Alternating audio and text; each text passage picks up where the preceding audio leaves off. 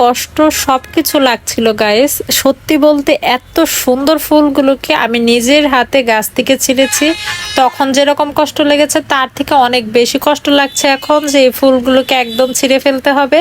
কারণ এগুলো দিয়ে অনেক ইন্টারেস্টিং একটা হচ্ছে রেসিপি বানাবো, হোম রেমেডি হচ্ছে এখন আমি রেডি করব। এটা দিয়ে আমি গোলাপ জল বানাবো। এটার কালারটা দেখবেন একদম দোকান থেকে কেনা যে গোলাপ জল সেম সেই কালারটাই আসবে।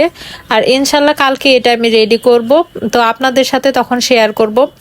তো যাই হোক, আগে আমি হচ্ছে এই ফুলগুলোকে ছিঁড়তে হবে। আমার না এত কষ্ট লাগছিল, জাস্ট আমার এরকম ফিল হচ্ছিল আমার হাতটা একদম আমি টুকরো টুকরো করে ফেলছি, এরকম একটা ফিল হচ্ছিল, খুবই বাজে লাগছিল গাইস। তো যাই হোক, কিছু করার নেই, যেহেতু হচ্ছে একটু সৌন্দর্যের জন্য মেয়েরা তো অনেক কিছুই করে, আপনারা তো সবাই সেটা জানেনই।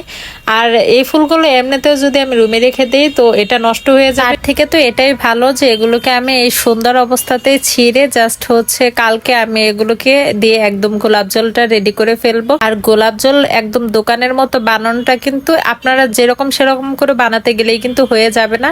তো আমি হচ্ছে একদম স্টেপ বাই স্টেপ কিভাবে বানাবো সেটা আপনাদেরকে আমি দেখিয়ে দিব। আপনারা ওভাবে যদি ট্রাই করেন অবশ্যই আপনাদের গোলাপ জলটাও 100% কিনা হচ্ছে দোকানের সেই হচ্ছে ওই রকম একটা কালার আসবে, বাট আপনারা এটার রেজাল্ট ওই দোকানের কিনা গোলাপ জলের থেকে অনেক ভালো পাবেন। কারণ বাংলাদেশে কিন্তু প্রচুর পরিমাণ নকল গোলাপ জল সেল করে, আপনারা সেটা সবাই জানেন যে এই শীতের দিনে ইউজ করলে বিন্দু মাত্র কাজ করে না, উল্টা আরো হচ্ছে ফেসটাকে কেমন যেন কালো কালো একটা ভাব নিয়ে আসে।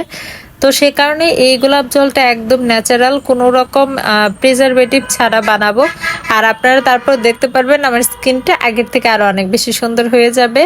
তো যাই হোক, এখন কথা না বাড়িয়ে আমি হচ্ছে এগুলো নিয়ে চলে যাব। আগে হচ্ছে একটু রোদে দিয়ে রাখবো, কারণ সারা রাতে তো হচ্ছে আজকে যেহেতু বানাবো না, যদি আবার নষ্ট হয়ে যায় তো সেই ভয় লাগছে বলে আমি হচ্ছে এগুলোকে বাইরে দিয়ে আসবো। আর এই ছোট্ট একটা পিরিজে করে তো আসলে দেওয়া যাবে না, তো বাটিতে না দিয়ে আমি ভাবছি একটা ঝুড়িতে একটু ছড়িয়ে দিব, যেন একটু তাড়াতাড়ি শুকিয়ে যায়, মানে খুব বেশি না, হালকা একটু শুকালেই চলবে। তো এই তো আপনারা এখানে দেখতেই পাচ্ছেন আমি কিন্তু হচ্ছে এটার উপরে আগে রেখে কিছু ফটোশুট করে নিচ্ছিলাম।